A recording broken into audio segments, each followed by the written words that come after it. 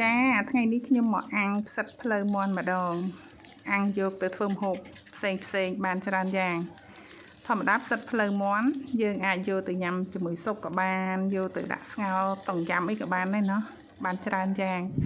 តែថ្ងៃនេះខ្ញុំយកវាមកអាំងយើងអាចអាំងហើយយើងយកវាញ៉ាំជាមួយទឹកត្រីជ្រលក់ជាមួយទឹកត្រីបុកឬក៏ទឹកត្រីប៉ាល់ទុំអីតាមចំណូលចិត្តក៏បានដែរអាំងតែប៉ុណ្្នឹងអាំងធានាមកឆ្អិនណាហើយយកញ៉ាំផ្ទាប់ជាបន្លែអីក៏បានដែរខ្ញុំចូលចិត្តតែថ្ងៃនេះខ្ញុំយកវាមកធ្វើជាបុកទឹកគ្រឿងម្ដងហើយរួចហើយទៅឃើញហើយអញ្ចឹងវារៀងទៅសៃចេញវែងពេកអញ្ចឹងកាត់វាខ្លីសិនហើយចាំប្រើក្បាត់ចិត្តវាក៏បានដែរក្តៅណាទៅលើពីភ្លើងមកដៃគេធន់ហ្មងដៃគេអញ្ចឹងបងប្អូនមើលណាពេលយើងធ្វើវាទៅហើយញ៉ាំទៅប៉ះដុំផ្សិតហ្នឹងនិយាយពីក្របឆ្ងាញ់ជាតិខ្លាំងតែម្ដងអញ្ចឹងគ្រឿងគ្រៃយើងដដែលទេដោយតែយើងបុកតែគ្រឿងយើងបុកត្រាប់អីអញ្ចឹងឯងគ្រាន់តែយើងប្រើផ្សិតជំនួសអញ្ចឹងយើងមាន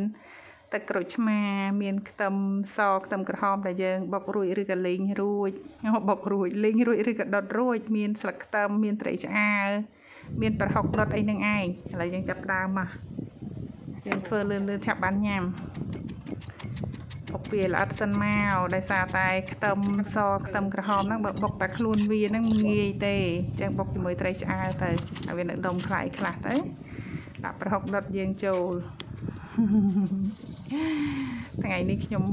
ឧស្សាហ៍ខ្ញុំដុតប្រហុកអាំងអីគេអាំងផ្សិតដោយសារតែបើសិនជាយើងមានair fryer យើងដាក់អាំងក្នុង air fryer ទៅក៏វាស្រួលដែរតែដល់ពេលអត់មានយើងធ្វើចឹងទៅលឿនចូលគ្នាមកផ្សំគ្រឿងតាមយើងចូលចិត្តមកណាស្ករត្នោតផងអំបិលទុំផងស្ករសផងតាមចំណូលចិត្តដាក់មកចូលគ្នាសិនមកហើយចូលជាតិម្ដងទៀតនិយាយទៅយើងសាកល្បងយកធ្វើអីផ្សេងដូចថាបាច់បុកចឹងដាក់ម៉ាស៊ីនកាន់អីចឹងទៅវាដូចជាអត់បែករសជាតិដូចយើងបុកត្បាល់សោះអារម្មណ៍វាដូចខុសគ្នាមិនទេនេះកូនថាឈ្ងុយហ្មងម៉ែធ្វើបដាកូនភ្លុកបដាដាក់ផ្សិតយើងចូលសិនមកផ្សិតនេះមិនចាំឲ្យម៉ត់អីទេវានៅដុំចឹងឯងព្រោះថាបើទោះជាយើងខំប្រឹងបុកខ្លាំងប៉ុណ្ណាក៏វាមិនទៅងាយម៉ត់អីទៅណាដែរ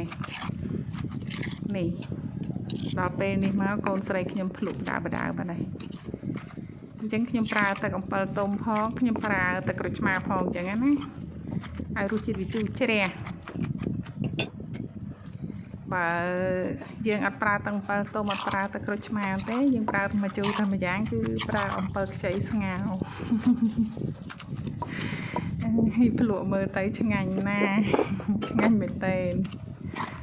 ពេលចុងក្រោយយើងថែមស្លឹកខ្ទឹមចូលបងប្អូនចូលចិត្តជីវែងថែមទាំងជីវែងទៀតទៅចូលដល់ដំណាក់កាលរួចបាត់ហើយនេះដួសដាក់ចានមកចាំលាយក្រោយពេលដួសដាក់ចានហ្នឹងកូនខ្ញុំស្រែកថាម៉ាក់កុំដួសទាំងអស់ទុកឲ្យអូនច្បល់បាយគេបុកបាយចូលក្នុងហ្នឹងទៅគេញ៉ាំមកគេទៅហើយយើងក៏ទៅដាំទឹកយកមកលាយធ្វើជាទឹកគ្រឿងបើយើងអត់លាយទេក៏បានដែរណាធ្វើជាទឹកគ្រឿងបែបកោកចឹងទៅធម្មតាយើងហៅបុកត្រាប់តែនេះទៅជាបុកផ្សិតនេះរួចបាត់ហើយឈ្ងុយបងប្អូនអើយសាកល្បងមើលទៅបើមានពេលនោះឆ្ងាញ់ណាស់ព្រោះថាត្រាប់ពុតលំយងហ្នឹងវាមានរដូវវាចង្កាអត់មានទេបើថាផ្សិតនេះវាមានគ្រប់ពេលអញ្ចឹងយ៉ាងលៃចំនួនទៅតែនេះមិនមែនចំនួនទេត្រាប់មានតែនៅផ្សារតែចង់ញ៉ាំអញ្ចឹងដល់ពេលយកទៅដាក់ថតនៅក្រោមស្បៃសំណាញ់ប៉បៃតងគ្រប់យ៉ាងទៅជាបៃតងដិតបែបនេះដោយសារថ្ងៃហ្នឹងមេឃរៀងសតុំដែរតែញ៉ាំបាយក្នុងសួនសិននេះលក់មានហ្នឹងណានេះផ្កាថ្ងានមានប៉ុណ្ណឹងលក់តែបើថាបងប្អូនចូលចិត្តអីថែមលើសហ្នឹងថែមទៅខ្ញុំតែប៉ុណ្ណឹងហ្នឹងខ្ញុំញ៉ាំសល់ដល់ល្ងាចទៀតកូនស្រីខ្ញុំមិនសូវញ៉ាំទេញ៉ាំតែស្បៃពីច្រើនគឺញ៉ាំតែស្បៃចឹងមកហើយស្អំនេះពេលដាក់ទាំងដើមទាំងវែងចឹងអត់សូវមានណាលោកទេបើថាបេះហើយស្រាប់ចឹងអូអស់លឿនតែដល់ពេលទាំងវែងចឹងខ្ជិលប្រឡាក់ដៃអញ្ចឹងសល់ដល់ម៉ែវាដដែលហមនិយាយពីថតផ្លិចមើលលបងនោះទៅដេកពីក្រោយនឹងស្ពីងមួយ đây là số bao kê hay mình đuôi nó ngang trong bậc cạnh nè đẹp thọ nó nho đay nho chơi lươn lươn lại ăn từ nhầm đay thêm ấy tiệt màu thêm ấy thêm từ